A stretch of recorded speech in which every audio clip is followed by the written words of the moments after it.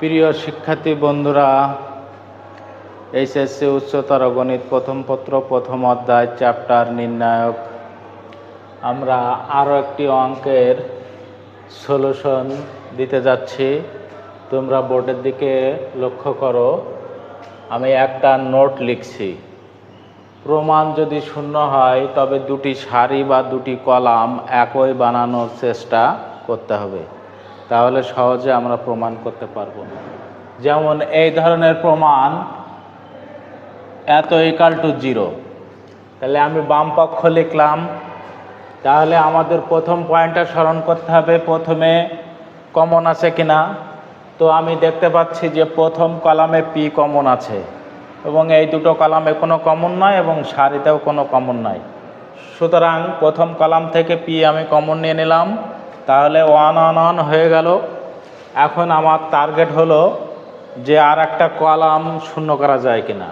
তো আমি স্পষ্ট দেখতে পাচ্ছি যে এই কলামটা যদি আমি এই কলামে যোগ করি, অর্থাৎ তৃতীয় কলামে দ্বিতীয় কলামটা যোগ করি, তাহলে এখানে এ প্লাস বি প্লাস সি, এখানে এ প্লাস বি প্লাস সি, এখানে এ প্লাস বি প্লাস সি হবে। সুতরাং আমরা পরবর্তীতে তৃতীয় কলাম থেকে কমন বের করলে আমরা এখানে 1 on পেয়ে যাব। তো আমরা আগেই একটু মাথায় চিন্তা করে নেব।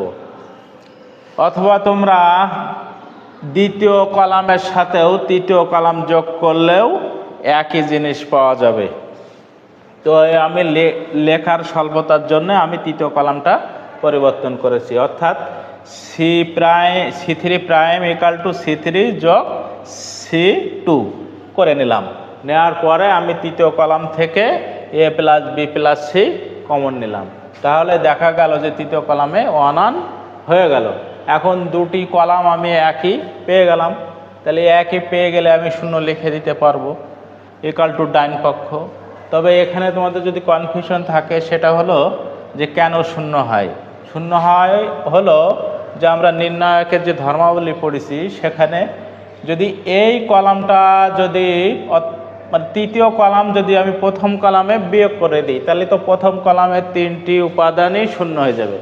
তা কোনো নির্ণায়কের পরপর যদি 3টি উপাদানই শূন্য হয় সারি বা কলাম বরাবর, সেই নির্ণায়কের মান শূন্য হয়।